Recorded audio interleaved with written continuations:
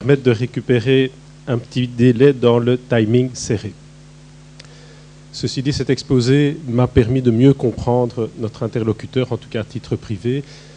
Tout ce qu'il nous a dit, et ça c'est pour rebondir là-dessus, je vous invite en son nom à méditer cela très prochainement sur une terrasse au soleil devant. Je vous laisse choisir celle que vous préférez, mais il comprendra pourquoi. Alors que quand nous étions étudiants, il nous proposait souvent de méditer sur le contenu de ses cours, également au soleil et avec une bonne bière. Nous n'avons malheureusement pas énormément de temps pour les questions, mais néanmoins, s'il y en a, n'hésitez pas.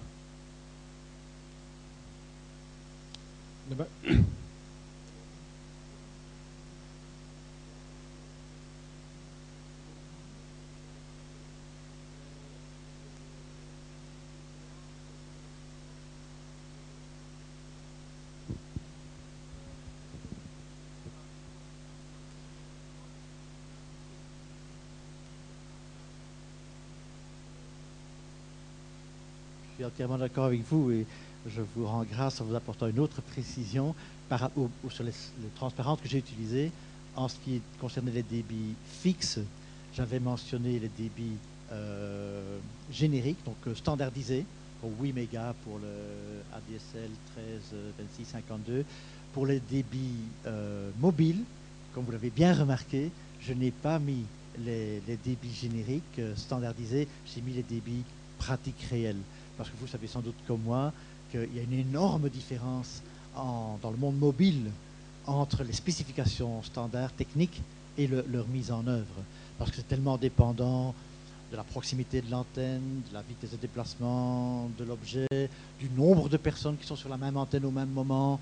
Donc, si vous achetez un ADSL à 6 mégas, vous aurez 6 mégas. Si vous achetez un VDSL à 13 mégas, vous aurez 13 mégas. Si vous achetez un abonnement HSDPA et que le vendeur dit, comme il doit le dire, que ça peut faire 3 mégas, la probabilité de l'avoir est beaucoup, beaucoup moins grande parce que ça dépend de l'environnement dans lequel vous vous trouvez. Juste une précision.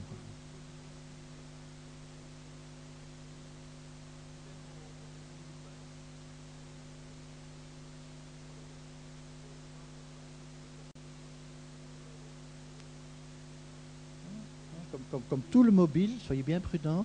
Si vous n'êtes pas trop loin de l'antenne, si vous êtes à l'arrêt et si vous êtes tout seul.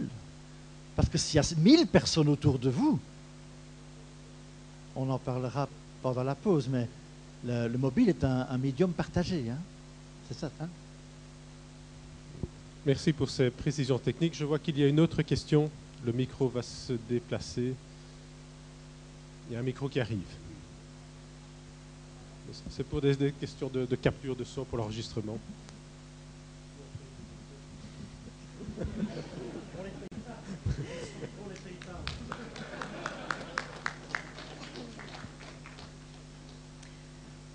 J'ai trouvé votre conférence très intéressante, très alarmante. Et c'est vrai qu'il y a des méditations à développer sur tous ces sujets. Mais on parle, et je voulais vous poser une question à ce niveau-là, on parle aussi de plus en plus des dangers de cette technicité de téléphone mobile.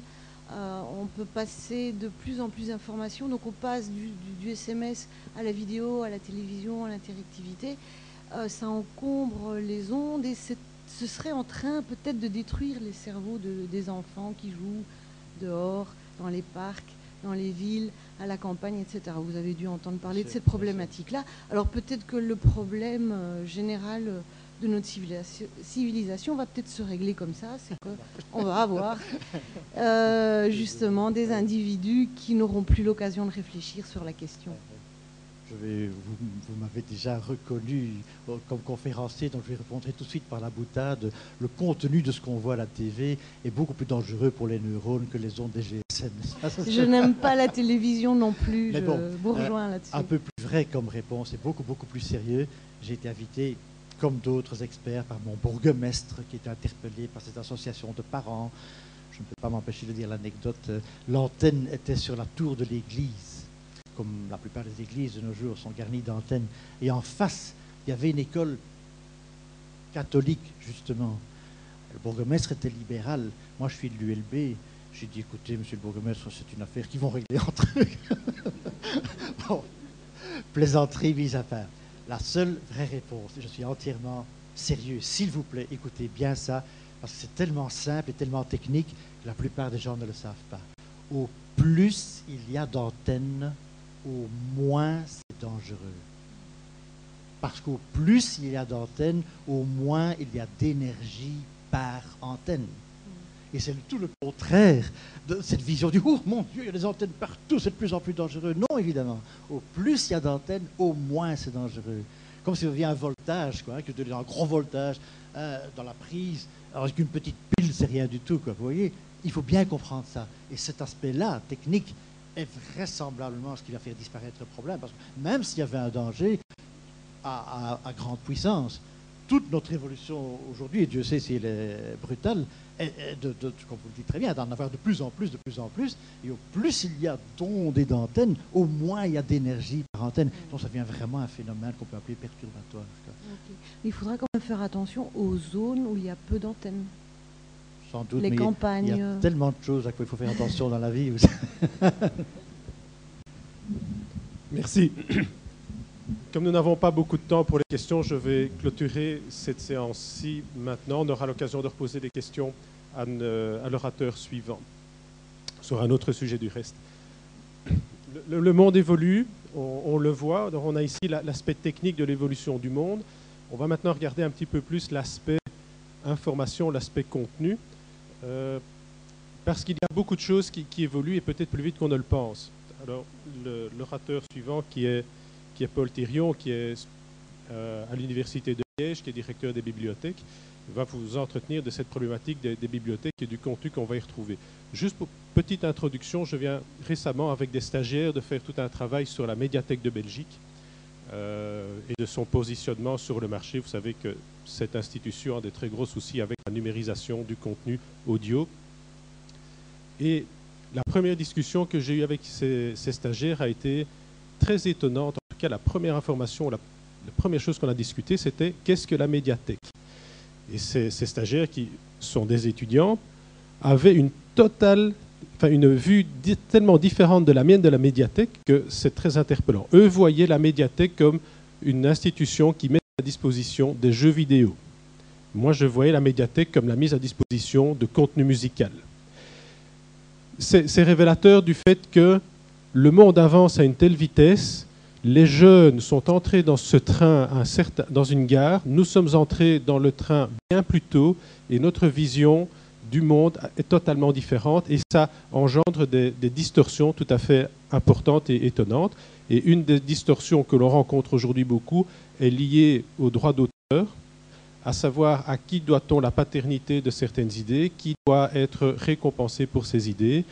Et Internet, la mise à disposition du contenu facile chez soi, amène à devoir penser à autre chose, à d'autres modalités de récompense et de rétribution sur ce travail.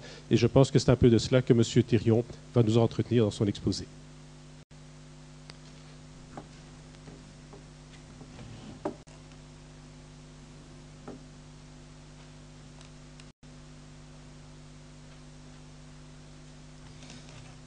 Bien, Madame, Monsieur, bonjour. Difficile d'intervenir après un tel orateur, un tel brio de présentation. On m'a demandé de vous parler aujourd'hui du développement des bibliothèques scientifiques vers l'électronique, ce que j'ai appelé la révolution lente. Alors, vers quelle bibliothèque allons-nous demain? Est-ce que ce sera encore ces espaces magiques qu'on connaît encore, ou bien est-ce qu'elles deviendront des ensembles de disques durs remplis de puces de silicium, ou est-ce encore un autre avenir que seront nos bibliothèques demain? C'est un petit peu les questions que je voulais voir avec vous ce matin. En bibliothèque universitaire, on peut dire que le tournant vers le numérique a été radical et extrêmement précoce. J'essaie d'y voir trois temps: la numérisation des outils de recherche, celle des contenus et celle des services, en insistant aussi sur les nouveaux rôles que cette numérisation, ce développement de la bibliothèque électronique a généré, et en particulier en lien avec l'accès ouvert à l'information scientifique. Numérisation des outils de recherche, tout d'abord, les catalogues, c'est une évolution qui porte sur 5 décennies à peu près. Vous vous souvenez des bibliothèques où il y avait ces fameux fichiers papier absolument épouvantables à consulter. En quelques années, on est arrivé vers les SIGB, Système intégré de gestion de bibliothèque, consultables localement parce que c'était sur des gros ordinateurs, des mainframes ou des solutions locales avec des systèmes de type DBase à l'époque qu'on ne pouvait pas consulter à distance. On est passé après aux OPAC, Online Public Access Catalog, sous le web, disponible non plus seulement à partir des bibliothèques, mais à partir de tout point de l'Internet. Des OPAC de plus en plus conviviaux, sophistiqués, qui non seulement permettent de retrouver des références qui se trouvent, des documents qui se trouvent dans la bibliothèque, mais également toute une série d'autres services qui sont immédiatement associés aux OPAC. Et ces OPAC, de plus en plus, vont vers une interopérabilité avec des formats, des normes internationales qui sont décidées, de type marque XML, permettant à ces OPAC de communiquer entre eux. Et au niveau des universités, un gros travail sur lequel on fonctionne pour le moment, c'est Unicat, qui sera un espèce de catalogue virtuel qui interconnecte l'ensemble des catalogues des universités belges et aussi des grandes bibliothèques publiques. Ce n'est pas rassembler l'information sur un ordinateur, c'est simplement avoir les pointeurs qui vont permettre d'aller retrouver l'information sur les catalogues, sur les OPAC des grandes bibliothèques. Et donc, en un seul point d'accès, on aura accès à un très grand nombre de références qui se trouvent dans toutes ces bibliothèques plutôt que de devoir passer d'un OPAC à l'autre. Base de données bibliographiques, ça, ce sont des outils qui sont aussi essentiels pour les chercheurs et les étudiants, puisque aucune bibliothèque du monde ne peut posséder la totalité de l'information dont elle a besoin. Donc, tout ne peut pas se trouver dans le catalogue. Il faut pouvoir trouver des choses qui existent. Quand on sait qu'elles existent, alors essayer de localiser la bibliothèque qui pourrait posséder ce document. Et ces outils pour repérer ce qui existe au niveau mondial, c'est les bases de données bibliographiques. Quand j'ai commencé ma carrière à l'Université de Liège, on en était toujours au répertoire papier, ce qu'on appelait les revues d'abstract, qu'il fallait dépouiller chaque semaine pour essayer de voir si quelqu'un au monde avait publié des choses intéressantes sur le sujet qui nous préoccupait. C'était excessivement lent et fastidieux. En quelques années, on est passé aux interrogations online. C'était l'époque où il fallait demander aux bibliothécaires un rendez-vous pour qu'ils se mettent en connexion avec un gros ordinateur en Allemagne, aux États-Unis, etc., et réaliser une recherche documentaire pour découvrir en quelques minutes seulement ce qui est intéressant qui était publié sur le sujet. Une révolution déjà à l'époque, mais une révolution qui était obligée de passer par une personne, le bibliothécaire, qui était médiatisée et qui était aussi extrêmement coûteuse puisque le prix de l'interrogation se payait à la seconde de connexion avec cet ordinateur. Les CD-ROM sont arrivés en plus, permettant un accès plus large et direct par l'utilisateur, mais toujours au sein de la bibliothèque. Et puis, dans les années 90, on est arrivé aux interrogations de bases de données via le web, avec la possibilité donc de les interroger directement à partir de la bibliothèque, voire au-delà, puisque de plus en plus, ces accès, à travers des systèmes sécurisés d'identification, peuvent être utilisés du campus élargi, donc de chez soi notamment. Et on va maintenant aussi vers des portails directement mis en place par les éditeurs, comme le portail SciDirect d'Elsevier, et évidemment aussi des Google Scholar, mais ça, on pourrait en parler plus abondamment si on avait un petit peu le temps. Le côté pile de tout ce développement de la numérisation des outils de recherche, c'est évidemment d'abord cette quantité d'informations disponibles. On parle souvent de millions de références par outil. Le catalogue de l'Université de Liège, c'est déjà 1 million de notices. Si on prend la base de données médicale la plus connue au monde, c'est Medline, on arrive au-delà des 12 millions de références de publications dans le domaine de la médecine. Puissance, rapidité, en quelques secondes, quelques minutes, on fait un filtre, un tri dans ces millions de références pour trouver réellement ce qui est pertinent par rapport à la recherche que l'on mène.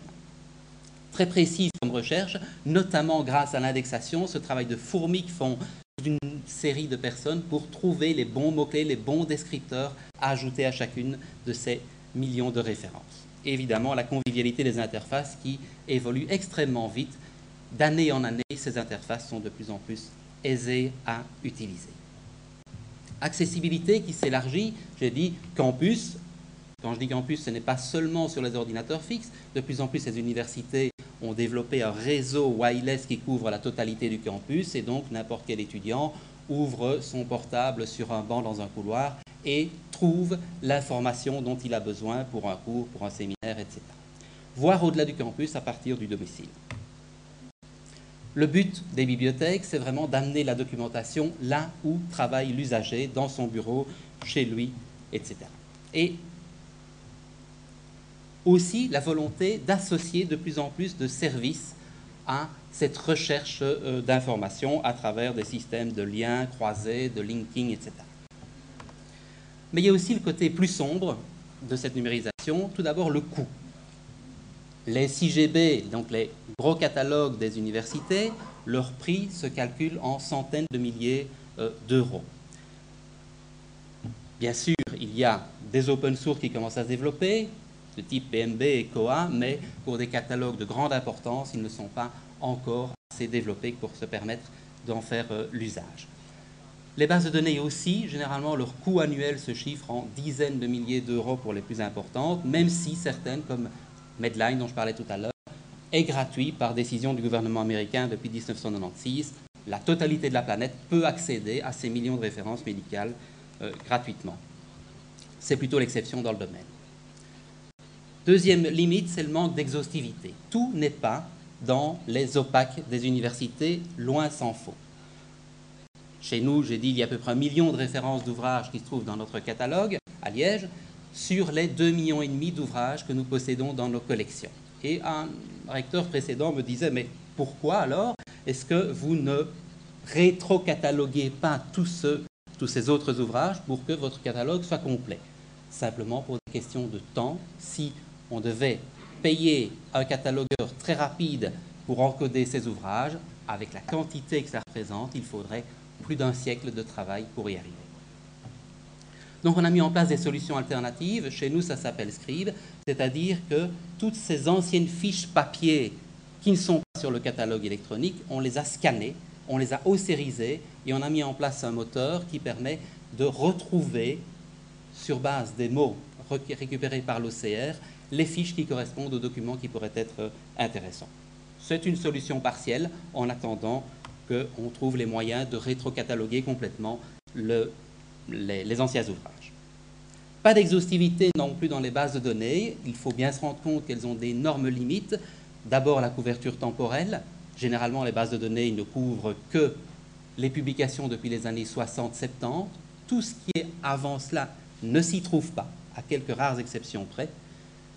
Limite géographique également. La plupart des bases de données sont américaines et pour les Américains, ce qui n'est pas au moins en anglais, mais si possible américain, a quand même beaucoup moins d'intérêt.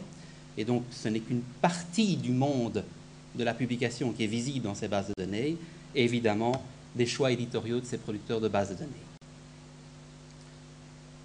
Le rêve de disposer d'un outil qui d'emblée interrogerait toute la littérature scientifique qui existe au monde, il faut donc l'abandonner. Il y a des effets de niche. Chaque base de données couvre une partie de l'espace documentaire scientifique. Et pour faire une recherche un peu complète, les bibliothécaires qui sont ici ne me contrarieront pas, il faut utiliser une pluralité d'outils qui chacun amène quelques éléments supplémentaires. Notre limite, c'est la logique booléenne. Tous ces outils sont très largement basés sur la logique booléenne. Est-ce que 2 éléments sont oui ou non présents ensemble dans une référence? 2 mots, 2 mots-clés, etc. Cette logique, elle est limitée. Et un des gros défauts des outils actuels, je pense, c'est qu'ils ne permettent que très mal la recherche en langage naturel tel qu'on la formule dans sa tête dans la plupart des cas.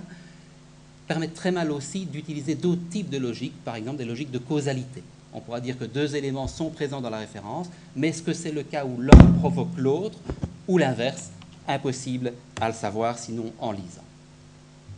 Enfin, l'usage.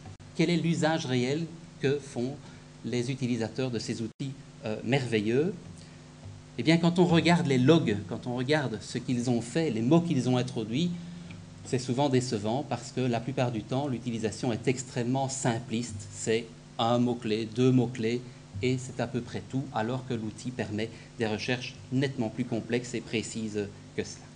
Illusion de compétence aussi. Les outils sont tellement énormes qu'on pourrait mettre à peu près n'importe quel mot-clé, on est sûr de trouver des références.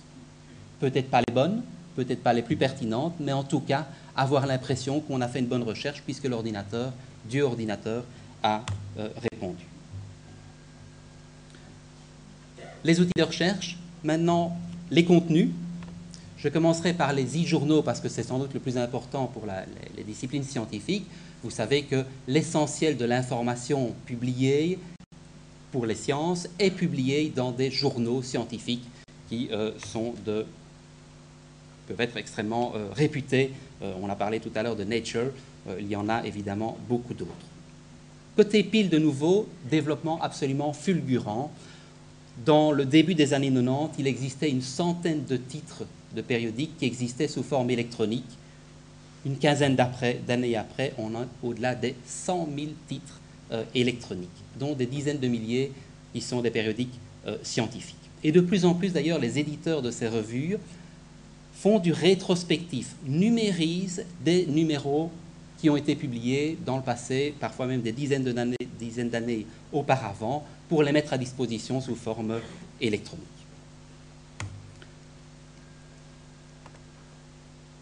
Ces périodiques électroniques sont maintenant absolument incontournables dans les universités, tant pour les chercheurs que pour les étudiants, qui ne peuvent plus s'en passer. Là aussi, Accès Campus élargi, et je voudrais insister sur le fait que cet énorme accès des périodiques électroniques hors de la bibliothèque a généré un véritable changement de relation entre la bibliothèque et ses usagers, où le bibliothécaire ne rencontre plus les usagers, ne sait plus les guider dans leurs recherches. Les choses se font en dehors des portes de la bibliothèque et parfois avec des erreurs qui sont faites par les utilisateurs sans que le bibliothécaire ne puisse peut-être les aider à corriger l'usage qu'ils en ont fait. Une autre conséquence, c'est cette illusion de gratuité.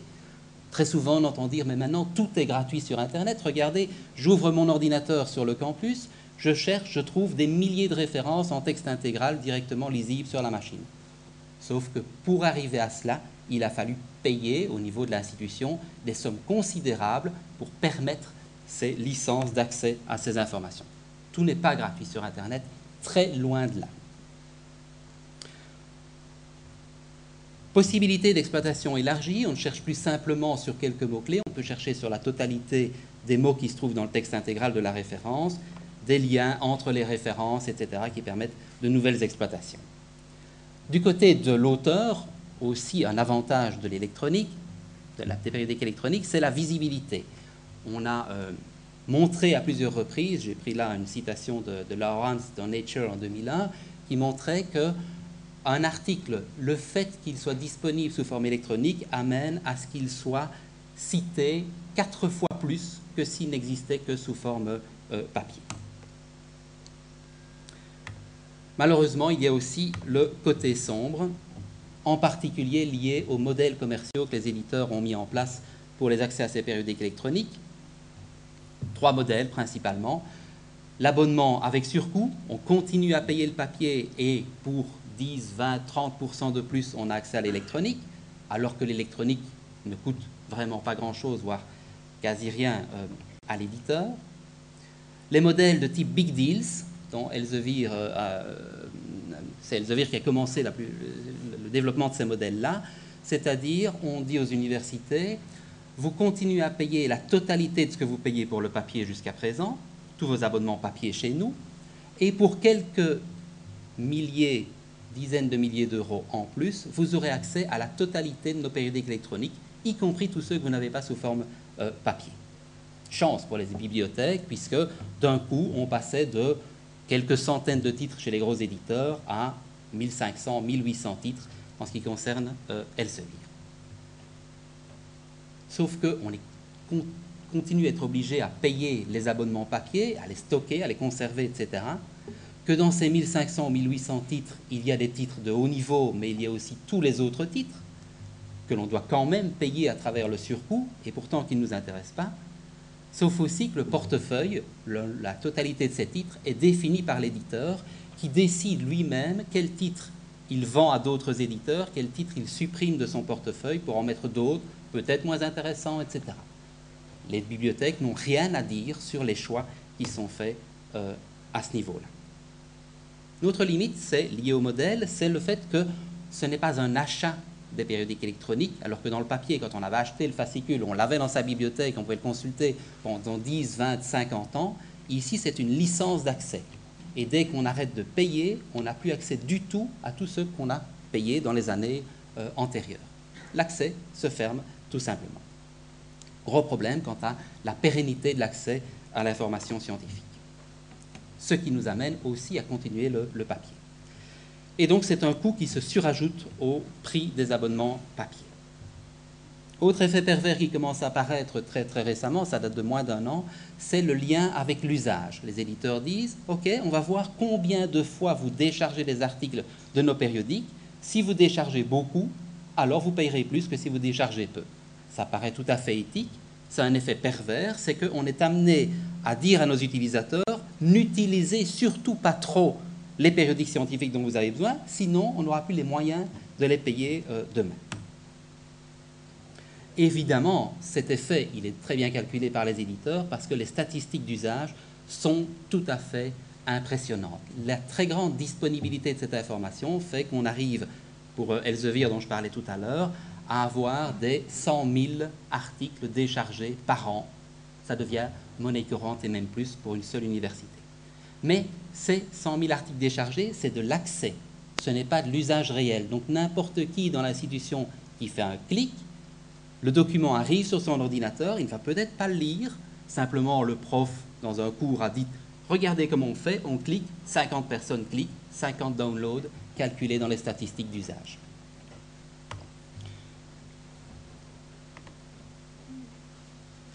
Concentration de l'intérêt de cette grande disponibilité, ça signifie que tous les titres pour lesquels on a pris un abonnement, nos utilisateurs auront tendance à les utiliser beaucoup plus que ceux qui n'existent que sous format papier dans la bibliothèque. Et donc on voit un glissement de l'usage des périodiques, très généraliste au départ, vers les éditeurs pour lesquels nous avons des abonnements électroniques, quelle que soit la qualité des titres qui se trouvent derrière ces abonnements. C'est bien la technique du pêcheur, ferrer le poisson. À partir du moment où un éditeur a réussi à pousser son big deal dans une université, il va être excessivement difficile après pour les bibliothécaires ou pour l'institution de dire on n'a plus l'argent, maintenant on arrête ces abonnements-là. La plupart des scientifiques vont dire c'est inadmissible, inacceptable, on ne peut pas arrêter l'accès aux 1800 titres d'Elsevier, finalement, quel que soit le coût. Et pourtant, on est dans un budget fermé dans la plupart des bibliothèques, voire en régression. Et donc, comme ces abonnements coûtent de plus en plus cher, les bibliothèques sont obligées de supprimer des titres chez d'autres éditeurs, ce qui amène de nouveau à reconcentrer la publication sur les plus importants, les plus riches et les plus voraces. Lié à ça aussi, il y a le différentiel de capacité de développement. Les petits éditeurs des maisons savantes qui faisaient un excellent travail éditorial avec des périodiques de très haute qualité n'ont pas les moyens d'arriver facilement à mettre sur Internet leurs publications. Et donc, très souvent, elles sont amenées à faire un choix. Soit elles disparaissent, et c'est une véritable perte scientifique, soit elles se vendent au loup, et c'est la concentration vers ces grands éditeurs, Springer, Kluwer, Elsevier, etc. Autre point sombre, c'est les backfinds. C'est-à-dire que les éditeurs qui ont numérisé toutes les parties anciennes de leur collection les vendent, évidemment. Même si vous avez déjà payé pour avoir l'abonnement papier pendant des années, vous avez payé toute cette information, et pour l'avoir sous forme électronique, vous payez une deuxième fois pour avoir exactement la même information. La problématique de la pérennité d'accès. On pourrait se dire, tant qu'on continue à payer, effectivement, l'information sera accessible. Oui, pour autant que la société commerciale continue à exister. Combien de temps durent les sociétés commerciales? Quelques années, quelques dizaines d'années. Est-ce que l'on peut être sûr que dans 100 ans, 150, 200 ans, les publications d'éditeurs comme Reed Elsevier, comme Springer, etc., continueront à exister chez cet éditeur-là? Je pense que nous ne pouvons pas faire de tels choix sociétaux et dire qu'il serait possible que toute l'information scientifique du XXe et XXIe siècle disparaisse parce qu'un éditeur disparaît. Il faut donc trouver des solutions de conservation à long terme. Ça commence à apparaître, des systèmes comme Portico notamment, mais c'est vraiment le début de ces solutions-là Et donc, en attendant, on maintient le papier, on continue à stocker dans des espaces gigantesques ces informations anciennes. Problème de la TVA, typiquement belge, c'est aussi un frein au développement des périodiques électroniques, puisque sur les acquisitions papier, il y a 6% de TVA en Belgique, sur les acquisitions électroniques, il y a 21%.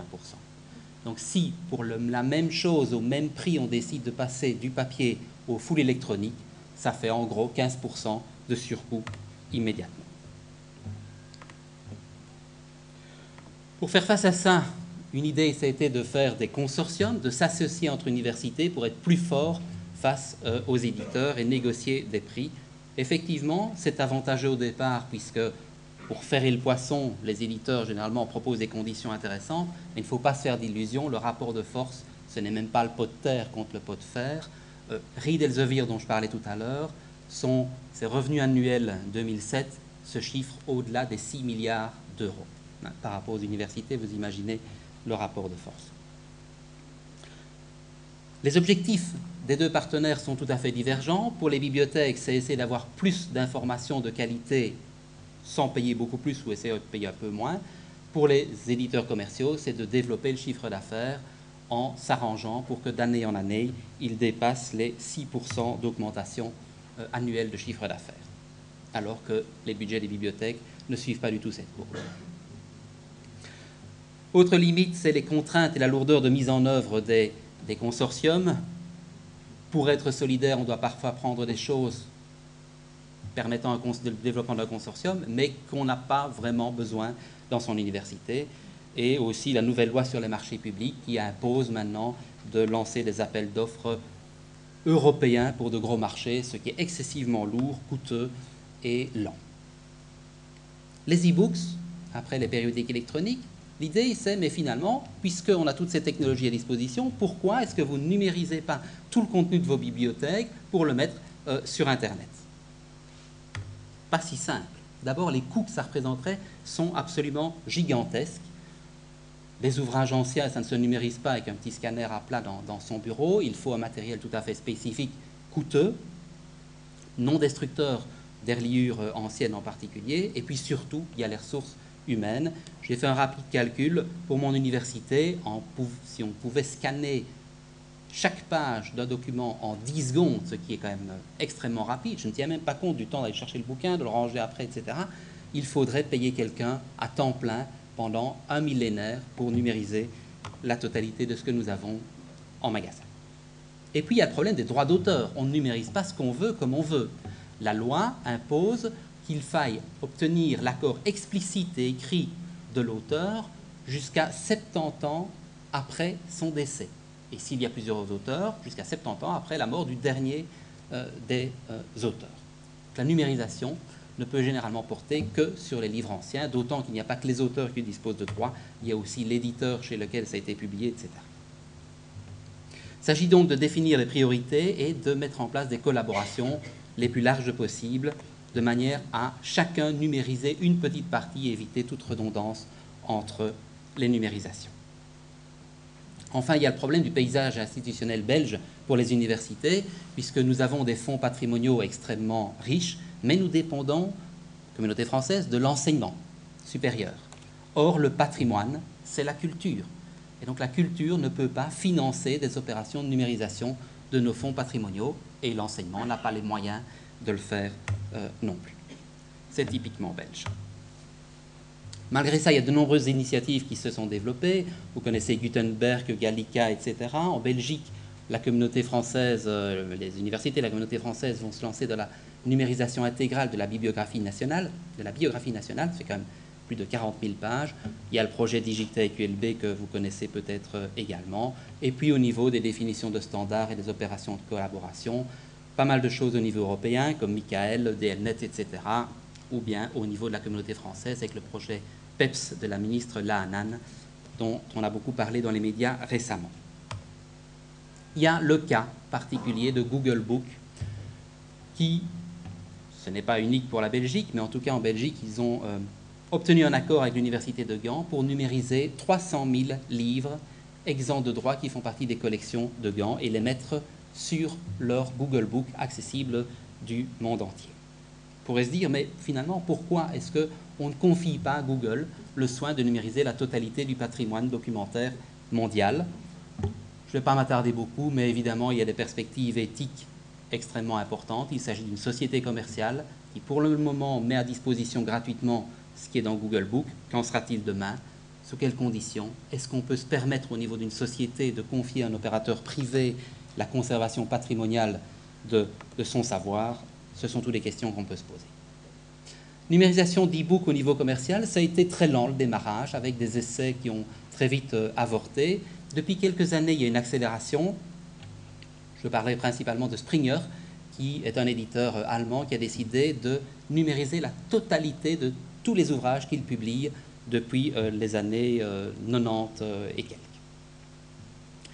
Chez nous, nous avons 14 000 titres accessibles sous forme électronique actuellement. Ça paraît beaucoup, 14 000 titres par rapport aux 2,5 millions d'ouvrages que nous avons en format papier.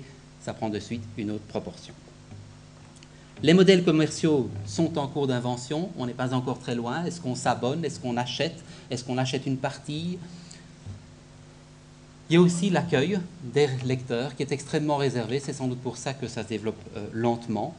Luc Pire, qui est un éditeur belge qui a très fort avancé dans la numérisation des livres, constatait que les ouvrages qu'il met gratuitement à disposition sur Internet sont lus par des milliers de lecteurs. Les ouvrages qu'il vend sous forme électronique par Internet ne sont lus que par 4, 10, 15 lecteurs en moyenne. L'utilisateur n'est pas encore prêt à payer pour accéder électroniquement à un ouvrage. Problème de la lecture à l'écran. Ce n'est pas évident de lire un ouvrage entier à l'écran. Un article, on peut encore l'imprimer. Si on doit, en plus d'acheter l'ouvrage, l'imprimer 200-300 pages avant de commencer à le lire, la plupart des gens préfèrent acheter l'ouvrage directement. Les modèles techniques, pas mal d'éditeurs permettent simplement le déchargement de quelques pages à la fois, et puis il faut relancer une demande pour avoir les pages suivantes, ce qui n'est vraiment pas très pratique. Et enfin, l'ouvrage ne se réduit pas au texte. L'ouvrage en soi est une valeur, est un bien, est un outil qui a toute une série de composantes historiques intéressantes. Je parle de l'ouvrage ancien dans ce cas-ci. Enfin, l'exploitation. Généralement, les ouvrages électroniques, pour le moment, sont essentiellement une copie PDF, XML parfois, du papier, sans qu'il n'y ait une autre exploitation du contenu. Très peu de liens internes, très peu d'exploitation complémentaire de l'information, simplement les pages photocopiées sous forme électronique en PDF. Peut-être une exception, c'est du côté des dictionnaires et encyclopédies, où il y a effectivement beaucoup plus de choses qui se sont développées. Enfin, numérisation des services. Toute une série de nouveaux services se sont développés ou se sont ajoutés à ceux que nous faisions déjà dans les bibliothèques. Je parlerai bien sûr des portails web, je ne vais pas m'attarder dessus. Le prêt interbibliothèque, l'idée depuis des années, c'est de se dire tout ce qui existe partout au monde doit être accessible à nos usagers dans les universités. Et pour cela, on a des accords en réseau entre universités au niveau mondial, entre bibliothèques, de manière à ce qu'une demande formulée quelque part puisse être répondue ailleurs, et on fait des photocopies, on amène le document là où se trouve le demandeur. Ça existe sous forme papier depuis très longtemps. L'électronique permet d'aller beaucoup plus vite, et maintenant, des formulaires web sont à disposition. On arrive bien souvent à la situation où une demande qui est faite sous forme électronique le matin dans une bibliothèque universitaire, à midi, le document est à sa disposition, imprimé. Il vient d'Australie, il vient de Nouvelle-Zélande, il vient des États-Unis. Il a fait tout un cheminement et il arrive sous forme électronique directement dans la bibliothèque. Développement didacticiel, puisque effectivement, le développement extrêmement rapide du numérique fait que les outils complexes, même s'ils sont conviviaux, sont peu accessibles pour les utilisateurs dans leur complexité. Il s'agit donc de leur mettre à disposition des outils qui vont leur apprendre à les utiliser plus efficacement.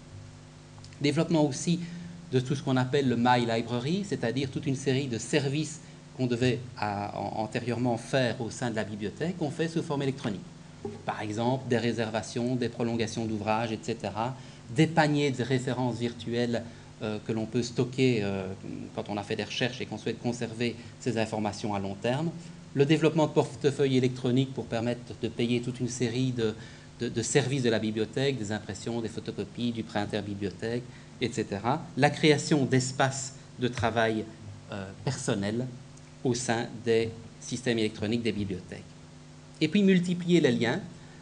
Il y a le FRBR dont certains peut-être ont déjà entendu parler, c'est-à-dire quelque chose qui va permettre de regrouper de manière thématique des références. Par exemple, toutes les éditions d'un même ouvrage, ou bien tout ce qui a trait aux études sur Shakespeare, etc., qui au départ sont indépendants dans le catalogue ou dans la bibliothèque. On en fait des ensembles virtuels accessibles à l'utilisateur. Puis les résolveurs de liens, qui se développent très fort, des outils qui vont aller s'insérer dans les bases de données, dans les catalogues, etc., et qui permettent à l'utilisateur de rebondir vers d'autres choses qui pourraient l'intéresser. Je trouve une référence, le résolveur de liens me donne l'accès électronique à la version complète, ou bien au prêt interbibliothèque, ou bien à la biographie de l'auteur, etc., etc. Tout ça en quelques clics. Un autre enjeu aussi des services qui est en train de se développer, c'est le Ask a Librarian, c'est-à-dire la possibilité d'interroger de manière intelligente la machine, comme s'il y avait un bibliothécaire derrière qui va tenter d'apporter une réponse à la question de l'usager. Au départ, des choses extrêmement simples, mais il y a des modèles qui commencent à se développer où on peut aller très loin dans l'analyse de la question de l'utilisateur pour lui fournir une réponse tout à fait adaptée à ce qu'il souhaite. Tout ça, tous ces développements amènent un changement de rôle extrêmement important pour les bibliothécaires qui restent des passeurs de savoir, mais ils se trouvent dans un contexte où le lien avec l'usager se virtualise, très inconfortable, puisque c'est à travers la machine, à travers des blogs, à travers des wikis, etc., qu'il va pouvoir répondre et garder le contact avec l'usager. Toute une série de nouveaux rôles s'ajoutent à sa fonction. D'abord, les développements informatiques. Nous sommes aussi devenus des informaticiens, et si je prends les collègues français, ça leur pose de sérieux problèmes, puisque dans les bibliothèques universitaires, ils ne peuvent pas avoir d'informaticiens attachés à l'équipe de la bibliothèque. Chez nous en Belgique, heureusement, nous en avons, et nous en avons de plus en plus. Négociation, puisque tout ce qui est électronique se négocie, et j'ai parfois l'impression d'être dans un souk avec un vendeur de tapis où tous les arguments sont bons pour faire fluctuer le prix, parfois dans des proportions absolument ahurissantes, alors que sous les abonnements papier, c'était des choses qui n'existaient pas. Communication, marketing, c'est aussi des nouveaux métiers que nous devons apprendre. Formation des utilisateurs, qui devient vraiment centrale dans le travail du bibliothécaire. Évaluation qualitative, puisque nous n'avons plus le contact direct, nous ne savons plus immédiatement si ce que l'on fait, si les documents que l'on met à disposition répondent réellement aux besoins. Et donc, il faut lancer des procédures à travers le web pour avoir des idées du niveau de satisfaction et d'intérêt des usagers par rapport à ce que l'on propose. Et enfin, participation à la production de contenu, c'est notamment tout le développement de la publication open access dans laquelle les bibliothécaires sont extrêmement impliqués. C'est une révolution dans la révolution, l'open access, puisqu'il s'agit de remettre totalement en cause le modèle traditionnel de publication où l'éditeur publie et l'utilisateur lit et paye. C'est un mouvement qui est né dans les années 90, mais qui a explosé avec les années 2000, avec toute une série de prises de position, notamment du NIH américain, donc l'organe qui finance la plupart de la recherche médicale aux États-Unis, où ils ont imposé l'open access pour toutes les recherches qui ont été publiées sous leur financement. Tous les acteurs sont impliqués, les universités, les chercheurs, mais également et surtout les bibliothécaires qui sont au cœur du problème. Quels sont les facteurs déclenchants de l'open access?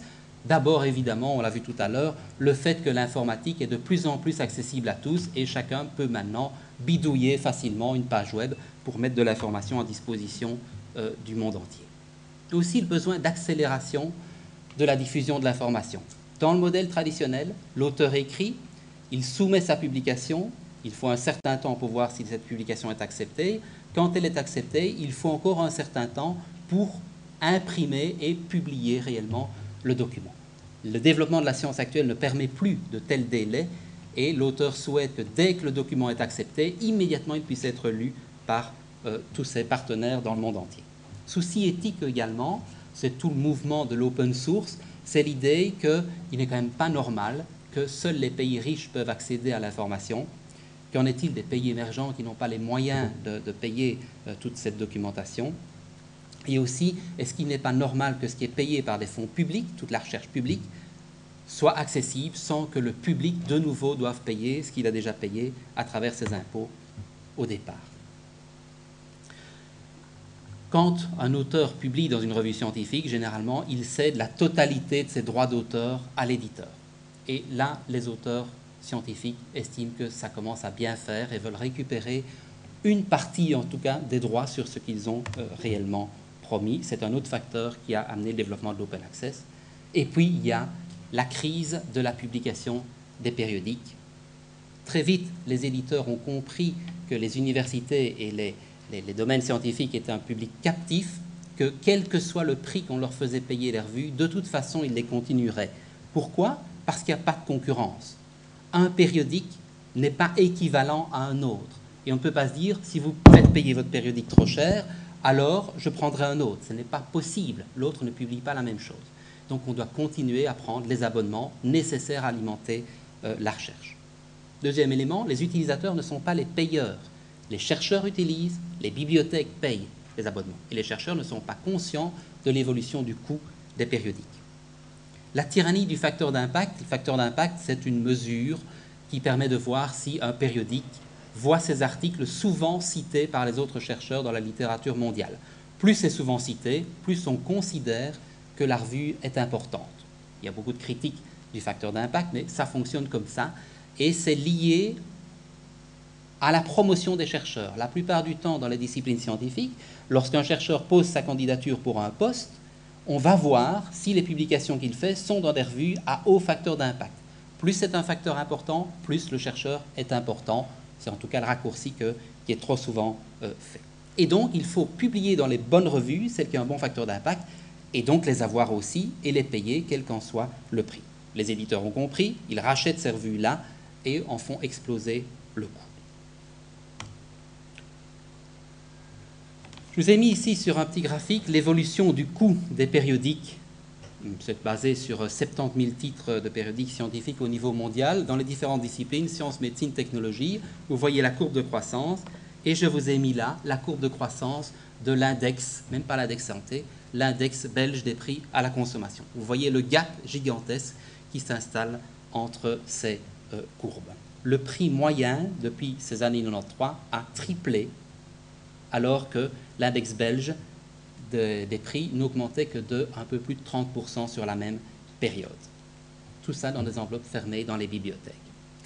Bien sûr, ce sont les sciences et sciences médicales là au-dessus qui sont les plus touchées, mais on voit que sciences humaines, sciences sociales sont également touchées. D'ailleurs, si vous regardez de près la courbe, vous voyez que au départ, la croissance n'était pas trop forte pour ces domaines-là. Elle s'accentue très nettement dans les dernières années. Les éditeurs ont compris que là aussi, il y avait de l'argent qu'on pouvait faire.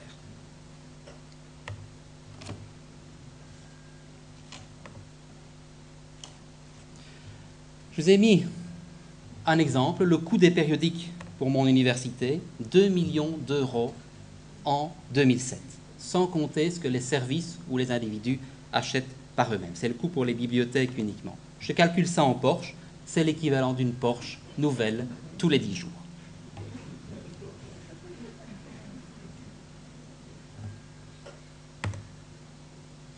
C'est un luxe, mais malheureusement, c'est aussi un minimum vital pour le développement de la recherche scientifique.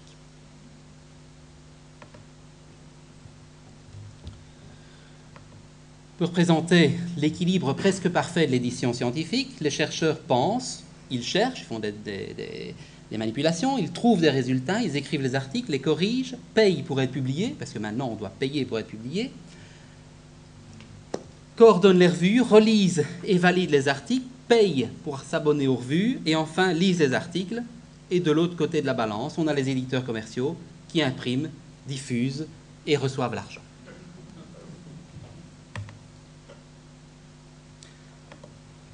Face à cet équilibre, évidemment, le développement de l'open access commence vraiment à s'expliquer. Qu'est-ce que c'est l'open access ? Je vous ai remis la définition du Budapest Open Access Initiative de 2002. C'est une définition qui fait référence. Ah, je ne sais pas si le temps que j'avais est dépassé. En tout cas, la machine ne souhaite pas poursuivre.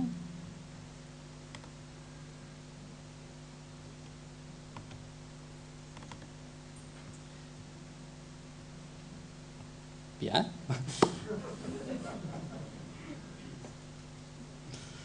Oui, elle travaille toute seule. Donc, ce qui était important dans la dia précédente, c'était que l'open access, c'est permettre à chacun d'accéder librement à l'information scientifique, de pouvoir l'utiliser sans aucune contrainte culturelle, financière, etc.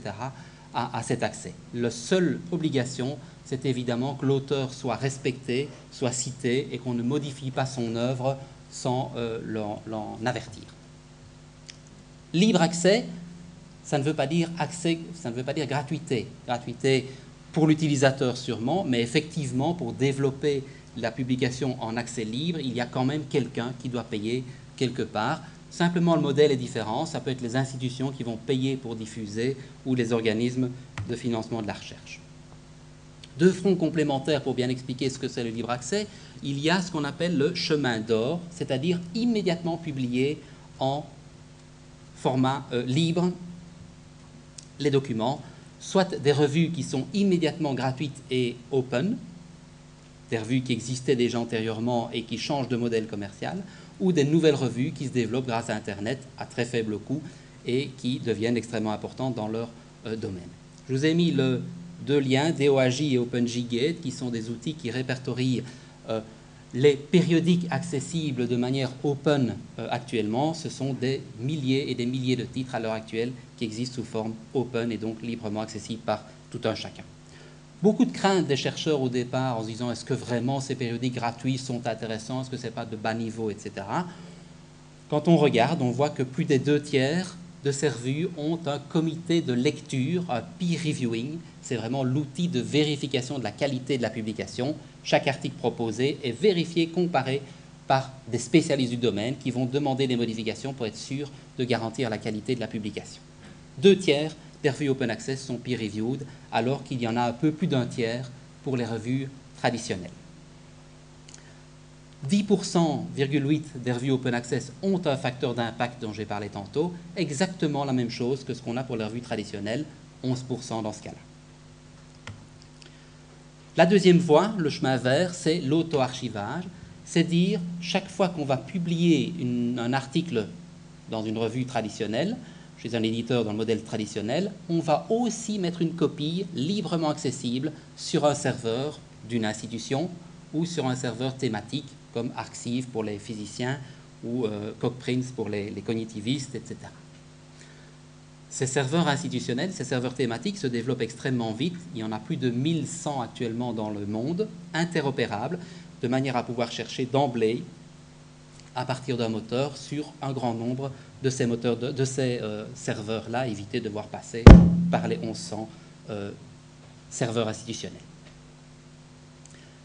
On pourrait se dire, mais les éditeurs n'ont absolument aucun intérêt à ce que l'auteur qui a cédé tous ses droits à l'éditeur mette une copie gratuite à disposition du monde entier, effectivement, mais la pression mondiale des chercheurs est telle sur les éditeurs à ce niveau-là qu'actuellement, on a plus des 2/3, 67% des éditeurs les plus importants qui acceptent une ou l'autre forme d'auto-archivage des publications par les auteurs. Et je vous ai mis là l'adresse d'un site qui permet de répertorier ces politiques des éditeurs.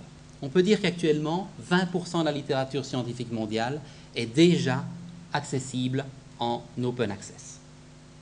Tout ça en très peu d'années. Quelques initiatives d'open access que nous avons fait en communauté française.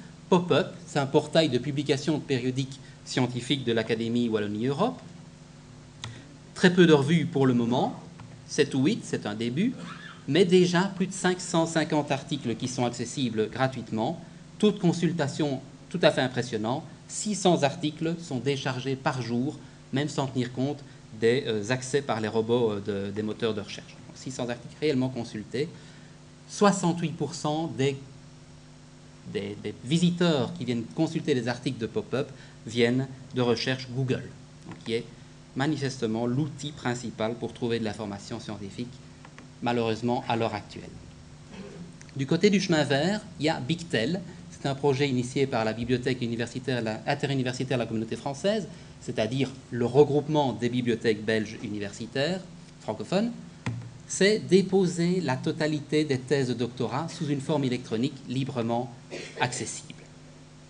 Intégrée dans des projets européens et internationaux, de manière là aussi à permettre une recherche très très vaste sur nos thèses. Pour le moment, au niveau de la communauté française, 1200 thèses sont déjà accessibles en open access. Là aussi, une consultation massive. Pour mon université, on a par semaine plus de 1500 documents de thèse, donc textes intégraux, qui sont déchargés, ce qui fait 80 000 par an. Je parlais de 100 000 pour Elsevier. On va peut-être les atteindre bientôt. Et ça par plus de 1000 machines de par le monde. Voilà, on a le taux de croissance des thèses dans Bigtel au niveau de la communauté française de Belgique. Les archives institutionnelles, là aussi c'est une initiative BICFB avec un ensemble de spécifications communes que nous avons définies et puis des degrés de liberté, notamment ne pas imposer aux universités un même modèle de décision en ce qui concerne le caractère obligatoire ou pas du dépôt des publications des chercheurs sur les serveurs institutionnels. C'est toute la question du mandat. On peut dire qu'il y a 3 grands mandats des répertoires institutionnels. Les serveurs qui sont facultatifs, chacun dépose s'il veut bien. Généralement, on n'a pas plus de 10% de la publication de l'institution qui se trouve sur ces serveurs institutionnels et ça a un impact très limité. Le mandat obligatoire, tout le monde est obligé de déposer la totalité dans tous les cas.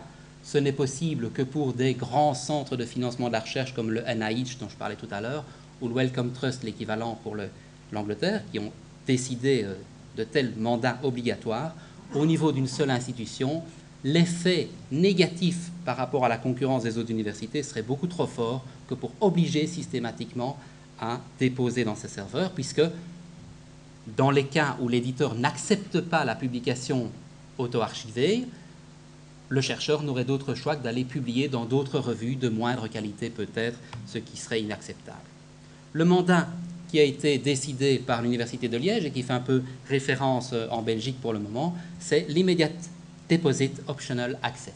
Obligation de déposer dès que la publication est acceptée pour publication, mais le document est laissé en accès fermé, pas libre, tant qu'on n'a pas explicitement une possibilité, un accord de l'éditeur pour le mettre en accès ouvert. Je vous rappelle, 2/3 des grands éditeurs acceptent l'accès ouvert.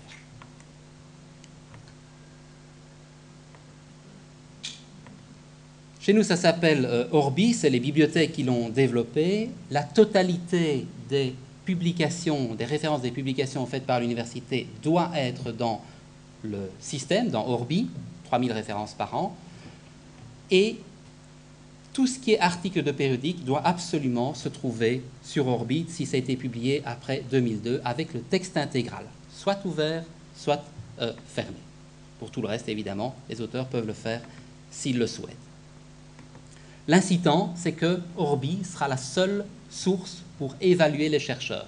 Lorsqu'on compare leur curriculum, si ce n'est pas d'Orbi, ça n'existe pas. La mise en production est imminente, c'est ce mois-ci que nous devons démarrer, et notre objectif, c'est d'arriver à au moins 1500 textes intégraux d'articles cette année-ci, avec toute une série de développements, d'outils, d'aide pour le chercheur. Vous avez vu donc à travers tout ceci que les axes de développement de la bibliothèque numérique sont extrêmement complexes et multiples, ça va dans tous les sens, ça répond à une véritable aspiration des différents acteurs, pas uniquement des bibliothécaires, des lecteurs, des auteurs, etc., pour faciliter et multiplier les accès. Ça implique des transformations de rôle et de fonctionnement extrêmement importants, mais il y a des freins puissants. J'ai parlé des aspects financiers, des aspects techniques, technologiques, des problèmes organisationnels, notamment au sein des universités, problèmes juridiques avec toute la problématique du droit d'auteur, tout ce qui est sociétal avec les enjeux de pérennité d'accès, de liberté d'accès, aussi des freins psychologiques du côté des bibliothécaires qui ont peur de perdre leur relation avec l'usager, mais aussi du côté des usagers qui sont réticents par rapport à un certain nombre de ces nouveaux systèmes qu'on met à leur disposition. La bibliothèque traditionnelle ne va pas disparaître d'un coup, elle sera simplement, elle devient de plus en plus complétée par la bibliothèque électronique, en tout cas pour demain. Pour après-demain, pour reprendre ce que notre orateur précédent disait, il y aura encore des changements majeurs, probablement une concentration de la conservation patrimoniale au sein d'énormes systèmes nationaux ou transnationaux, et puis des outils de diffusion de l'information scientifique et aussi des outils de participation au développement de l'information scientifique de type open access, qui sera probablement le mode de publication de l'avenir. Un chemin à parcourir qui est encore extrêmement important, qui nécessitera de nombreuses collaborations et des synergies, mais je voulais dire, la révolution, elle est déjà en marche, elle court même, il suffit d'être patient. J'espère que la bibliothèque moderne de demain ne ressemblera pas à cette petite affiche.